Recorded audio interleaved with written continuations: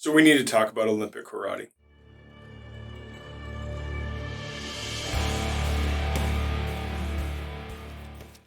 This year we got a presumably one-off event of karate in the Olympics. And, for some people, they're like, well, we've already got Taekwondo, we've already got boxing, we've already got wrestling, we've already got judo. Do we really need another combat sport? And of course, for the martial artists out there, we always need another combat sport. But on the other side of things, I think one of the things that people forget is that every time a combat sport, with the exception of maybe wrestling, but we could probably make a case there too. Every time a combat sport gets adopted into the Olympics, it gets civilized, it gets diminished for the sake of spectators, for the sake of people that basically are not invested and don't know anything about the sport. And that's actually kind of problematic because by diminishing the art for the sake of the sport, what you end up doing is creating a culture that is designed to win competitions as opposed to promote the art. And while I'm all for winning competitions, we have to also respect the fact that these arts were not necessarily designed for such purpose, and by changing the purpose, we will necessarily change the art. And so I know a load of karate people who are on the more classical side of the training, where it involves a load more grappling, it involves a lot more close-in work, it involves a lot more techniques that would be considered barbaric. And hey, coming from a Kempo background, look, I'm all for that. That's where we exist, and that's where these arts designed for, self-defense and hand-to-hand combatives in the age of banditry. Like, that's what these things are designed for. And I don't have a problem with kickboxing as a Savate guy, right? Savate is all about kickboxing, but even Savate was changed from its inception to what the modern day sport is. They're not even in the same league. And over and over again, we see this arts getting kind of diminished for the sake of the sport, where I think that the two can actually operate hand in hand. They can operate in parallel to one another so that people can take a focused approach to competition, but also leave the other things in the toolkit, and you just partition your training, with reasonable proximity to whatever you're dealing with. So more specifically to the karate issue. Now, when we are talking karate competition, especially if you're talking like, modern JKA based karate competition or something like that, I take a lot of issue with it. Number one is a lot of karate competition competes forms, and for me, that is a huge no-no.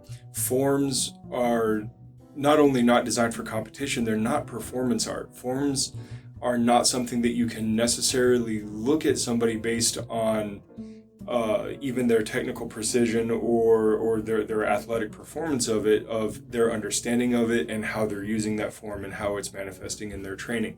Doing forms is not a dance routine. It's not an aesthetic performance like gymnastics is. I have a massive problem with forms competition, and I think it is terribly inappropriate, and I think it greatly diminishes the arts. I ditch forms competitions.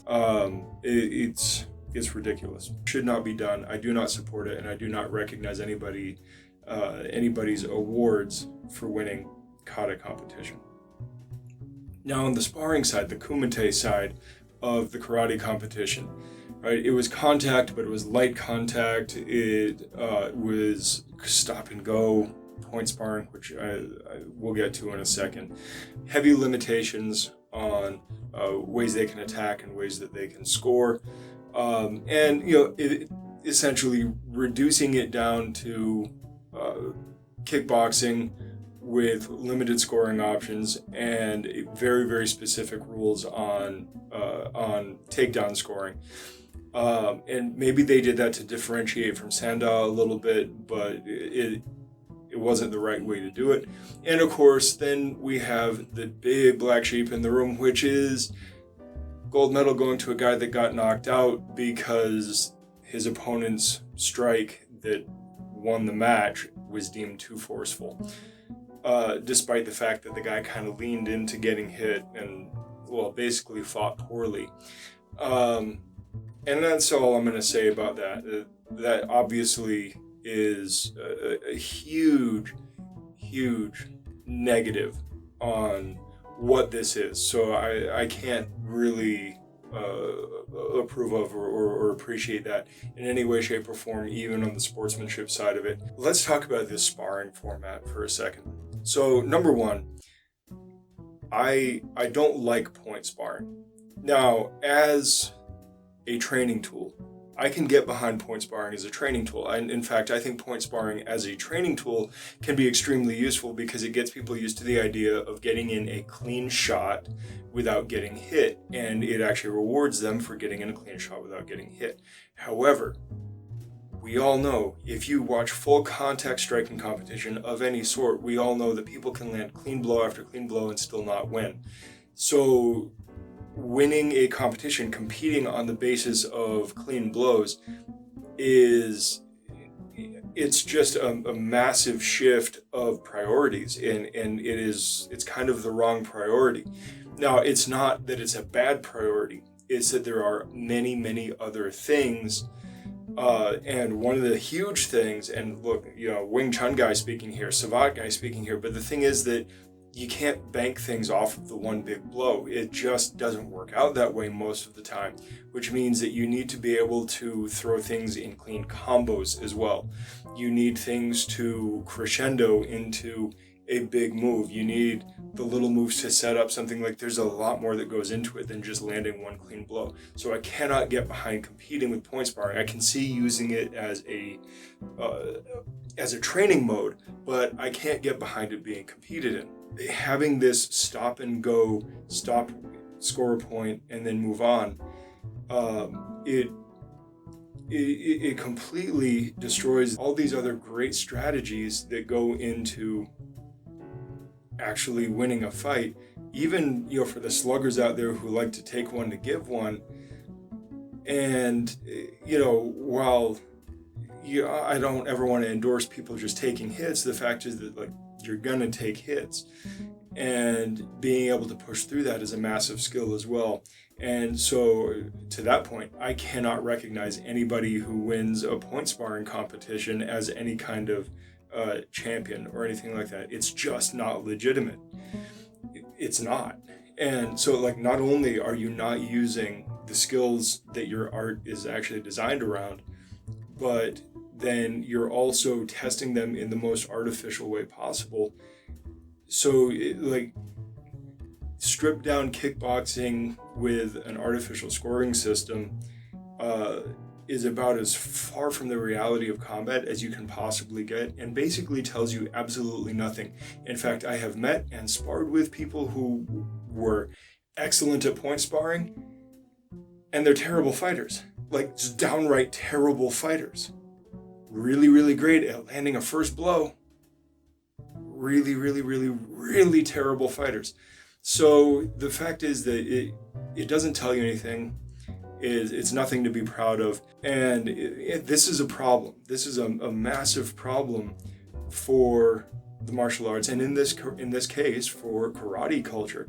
Because while it's nice to see it put up on the big stage, right? Everybody dreams of their art becoming this big golden goose that they can be proud of and make money off of, but they still want it to remain true. They want it to remain pure. They want it, pure, right? They want it to remain true to its classical foundations of this is for defending myself against assailants in the streets. And the fact is that even if we're talking about sport combat has a lot of different formats, and some are flat out better than others. So I think some people were hoping that it was going to be a little bit more like karate combat, where it was kind of kickboxing and takedowns and ground striking, which is a step in the right direction. it's not the best format, but it is a step in the right direction. Honestly, if you were to ask me, shoot boxing, Japanese shoot boxing, if you take the gloves off, shoot boxing would be just about the right format. It's not perfect, but it's really close. Other than that, Lethwei would be kind of like the right format. Especially if you allow, let's say standing joint locks or immediate lock upon takedown, a la judo, something like that. There could be something there, but look, we already have these formats, right? Japanese shoot boxing and Lethwei already exist. And if you wanted to play it a little safer, Sandow rules, right? It already exists.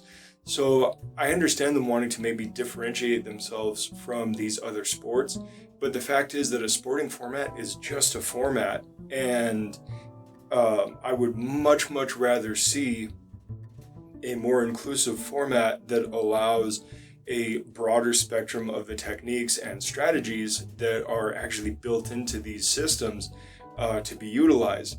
We can keep some of the flesh tearing and eye gouging and groin shots and stuff out and still preserve most of the system for a sporting format. And really what it comes down to is the fact that you can't get away from the fact that MMA is still kind of the best format available.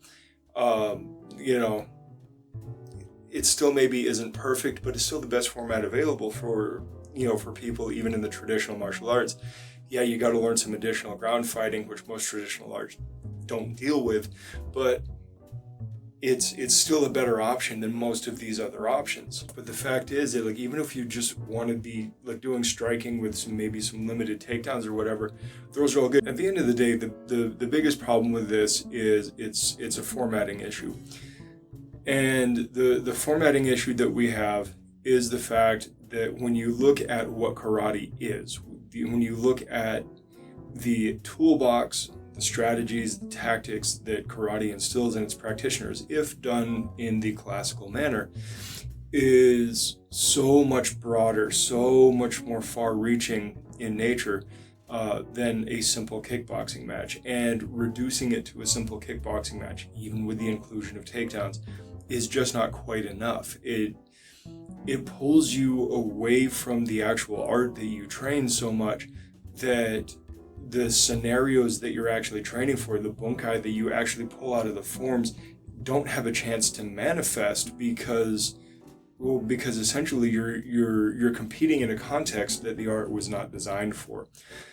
And again, there's nothing wrong with kickboxing. I think everybody should learn boxing or kickboxing if they're into martial arts, just because that stripped down core of the curriculum of how to keep your hands up, throw a jab, throw a cross, stay light on your feet, move, change angles, all of that stuff, right? It is a really, really, quick and simple way to get somebody able to fight. And then they can dig into those details and do that lifelong journey. But it's almost like the sport is kind of where people need to start, because it's the stripped down, simple, paint by numbers, color with crayons kind of thing. And I don't mean that to diminish people who engage in those sports professionally, because there is a lot of nuance, right? There's a lot of skill that goes into it. What I'm getting at, though, is the fact that if you start people off with the eye gouges and headbutts and groin shots and don't ever get them into jab and cross and round kick, they're actually going to have trouble with a real fight, because it's very difficult to train those kind of tactics in a live way that will allow them to transition from the drills into the fight. So it's hard to feel really anything except for disappointment here. Karate in the Olympics it's exactly what we feared it would be. It is only the negative side of it. It's none of the positive side. This is not going to do karate any favors. This is not going to gain the respect of the combat sports community at all. This is a big shame, and it is a big black mark, in the ledger of combat sports. This is not a good thing. So, we need to take some time. We need to sit down and think about formatting. We need to think about what these arts were designed for. And if you want to have some kind of sporting competition to go along with your classical art, even if your art wasn't designed for sport, we have all sorts of ways to have competition that actually would be meaningful to it, even if it has to take some tools off the table, like your typical, dirty stuff like eye gouges and groin shots and whatnot. That's fine. We can find other ways to train those things, and it is difficult to have any kind of legitimate competition with those things because there's just no longevity for the fighters. But the fact is that you can still have a much more toolbox inclusive type of competition than what we got in the Olympics. So look, let's keep combat sports out of the Olympics. Everybody, myself included, got mad when the IOC was like, hey, we're not going to feature wrestling, and then everybody revolted and they let wrestling stay. And I guess wrestling can stay in the Olympics because it was kind of originally there. It's one of the originals, and that's fine. But let's take it all the rest out of the Olympics because it's not helping. It's not only not helping, but it might be hurting.